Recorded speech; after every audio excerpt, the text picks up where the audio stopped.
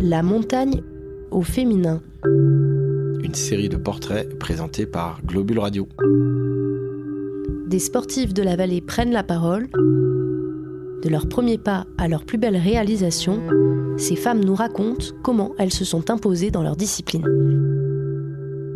Marion Poitevin, 3e épisode. Nous retrouvons Marion Poitevin, guide et policière secouriste chez les CRS Montagne en Savoie et aussi militante pour l'égalité homme-femme.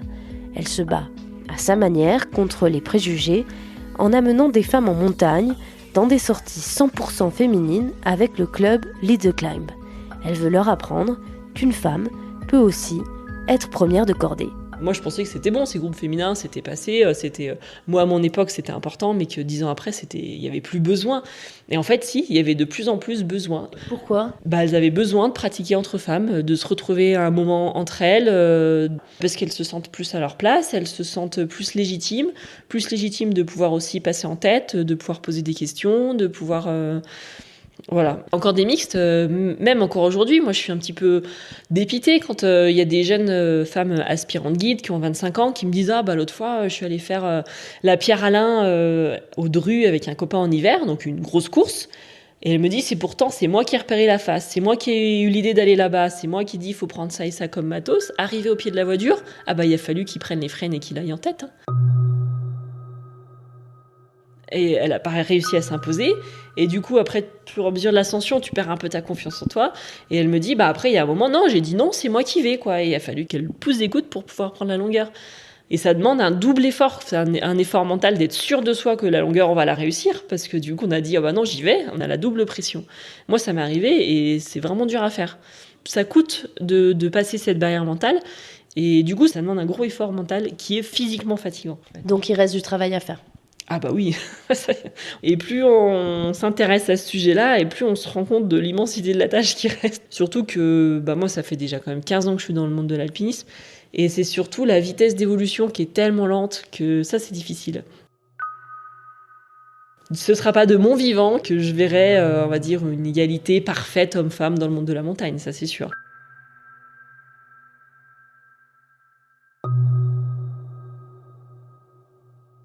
La montagne au féminin, 3e épisode avec Marion Poitevin, guide et policière secouriste chez les CRS Montagne.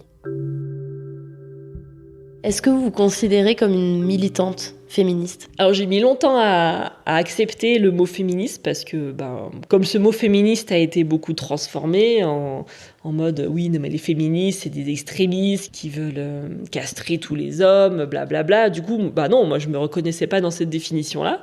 Et finalement, non, j'ai appris que le féminisme, c'était pas ça. La définition du féminisme, c'était promouvoir l'égalité homme-femme et donc promouvoir plus de droits pour les femmes parce qu'elles étaient encore un petit peu en retrait par rapport aux hommes. Donc oui, aujourd'hui, j'arrive à accepter le fait que oui, je suis une militante féministe. Mais j'ai mis longtemps quand même à mettre ces mots-là sur mes actions et mes idées. Et est-ce qu'il y a des féministes de montagne ? Non, il n'y en a pas beaucoup parce que, en fait, quand on est guide, on est travailleur indépendant. Donc, il faut qu'on soit quand même en bon terme avec ses collègues parce qu'on va se refiler du boulot, se refiler des plans, des infos, et il faut être accepté par cette communauté. Donc, il peut y avoir différentes façons, soit de se transformer un peu en homme. Moi, c'est ce que j'avais fait, on va dire, à une période à l'EMHM, j'avais envie de faire partie de ce groupe-là et j'avais envie de me fondre, on va dire, dans ce groupe et de plus être une femme. Et du coup, il y a un moment, on se transforme en homme, on fait des mêmes blagues de cul nulles, on agit, on parle comme un homme. Et finalement, ça marche pas. En plus, on s'y perd un peu dans sa féminité. Donc, il a fallu que je me repositionne, que je me retrouve en tant que femme dans ce monde d'homme. Et quand t'es toute seule, c'est difficile parce que tu dis, est-ce que c'est moi, Marion? Est-ce que c'est la femme? Est-ce que c'est mon grade? Est-ce que c'est... Mais comme je suis toute seule, j'ai personne avec qui échanger et comparer tout ça. Et du coup, être acceptée, se positionner en tant que femme dans un monde à grande majorité d'hommes, parce qu'on est un peu moins de 2% de femmes guides, c'est pas facile du tout. Et quand on se positionne en tant que femme féministe, il y en a une grande majorité, pas tous heureusement, ils ont l'impression que du coup on s'oppose à eux. Alors que pas du tout, moi j'ai envie qu'il y ait plus de femmes, mais ça veut pas dire que j'ai envie qu'il y ait moins d'hommes. C'est pas du tout... Les deux peuvent fonctionner ensemble. Dans le prochain épisode de La montagne au féminin, nous retrouverons une dernière fois Marion Poitevin. Nous parlerons de sa nouvelle aventure, combiner sport de haut niveau, métier dangereux et maternité. Si pour elle c'est une évidence, elle nous racontera que ça ne l'est pas pour tout le monde, notamment pour ses sponsors. Et si vous avez raté les premiers épisodes de La montagne au féminin, vous les retrouverez sur notre site globule.chamonix.radio.